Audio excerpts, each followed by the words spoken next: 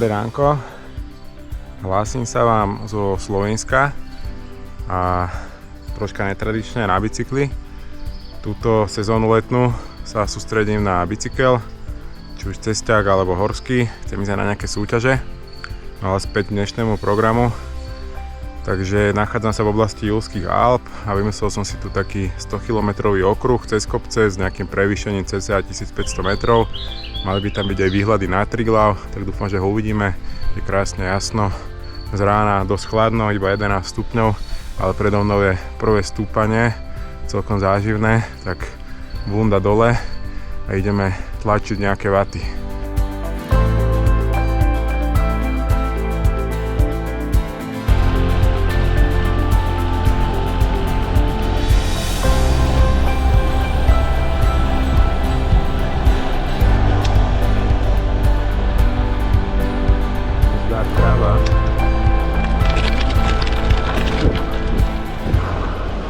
Troška som upravil trasu, dám si ešte túto takú nadchádzku smerom na Rudno polie.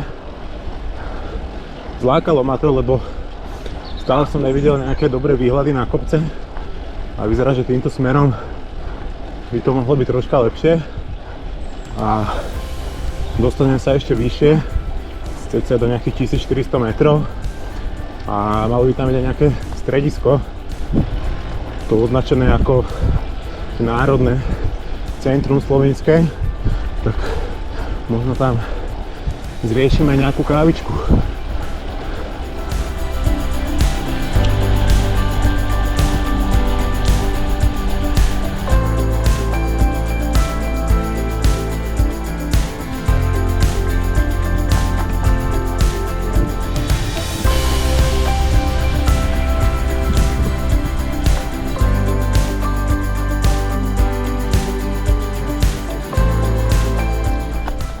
Plán s kávičkou mi vyšiel a pokračujem ďalej.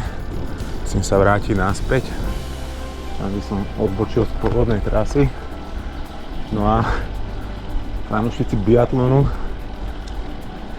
by asi neboli nadšení z môjho opisu tohto miesta. Zistil som, že je to svetoznáme stredisko biatlonu.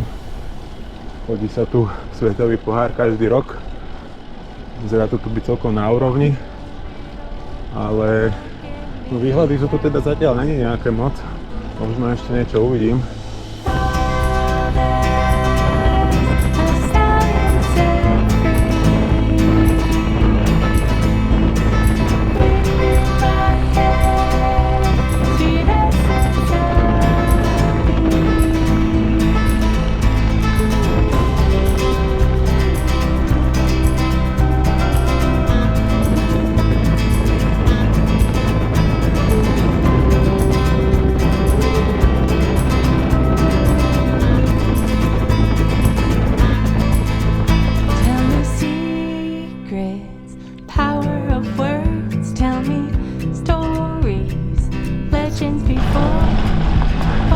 Nakoniec som sa dočkal nejakých výhľadov.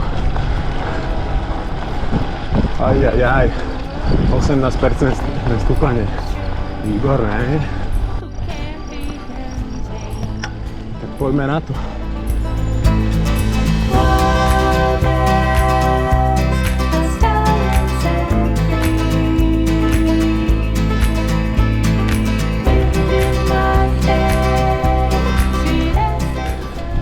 Začína to mať grády, pulzy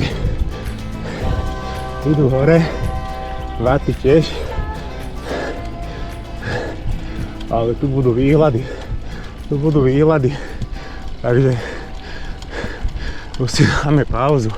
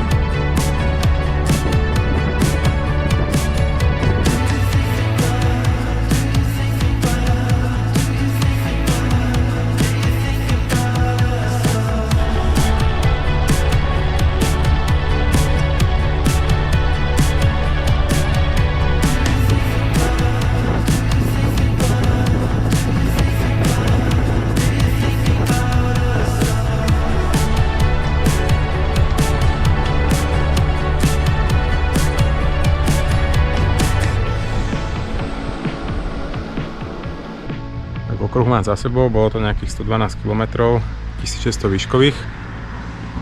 Za mňa parádna trasa, trvalo mi to hrubého času nejakých 5 hodín. Ale nejak som to nehrotil, išiel som také stredné až, dajme tomu, že stredné tempo. A bolo to super, no. Výhľady parádne, aj cesta dobrá. Určite odporúčam.